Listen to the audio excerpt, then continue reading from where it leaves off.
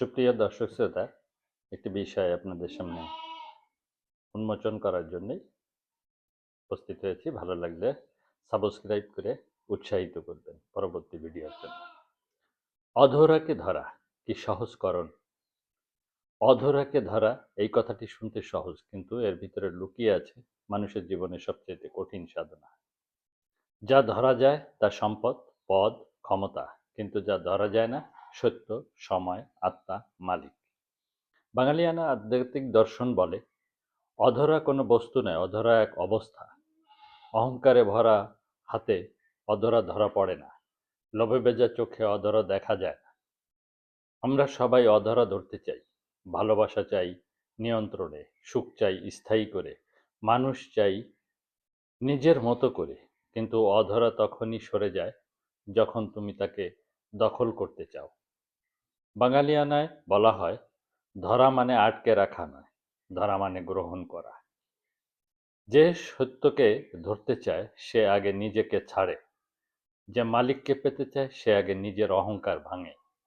অধরা ধরা সহজ হয় তখনই যখন তুমি জোর করো না, যখন তুমি অপেক্ষা করো, যখন তুমি নিজেকে শুদ্ধ করো। এই কারণেই শিশু অধরা অনুভব করে, অহংকারী মানুষ পারে না। নীরব হৃদয় মালিক পায়, শব্দে ভরা মুখ শূন্য থাকে।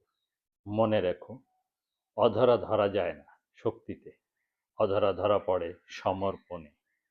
তাই প্রশ্ন করো, অধরাকে ধরা কি সহজকরণ? না, কিন্তু যারা নিজেকে ছেড়েছে তাদের জন্য অধরা আর অধরা থাকে না, ধরা হয়ে যায়। তো এই ছিল বিশেষ আলোচনাটি আপনাদের সামনে উপস্থাপন। তো ভালো লাগলে আপনাদের লাইক, শেয়ার, কমেন্টস ও সাবস্ক্রাইব আশা রাখতেই পারি। তো ভালো লাগলে পাশে থাকবেন এবং পরবর্তীতে আরও এরূপ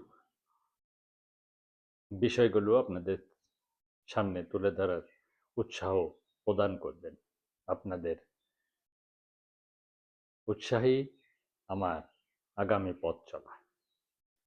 তো এ মর্মে ভালো থাকবেন, সুস্থ থাকবেন, শান্তিতে থাকুন, মঙ্গল ও কল্যাণের মধ্যে থাকুন, এটা কামনায় রেখে আজকের আলোচনা এখানে শেষ করছি। মালিক ভরসা।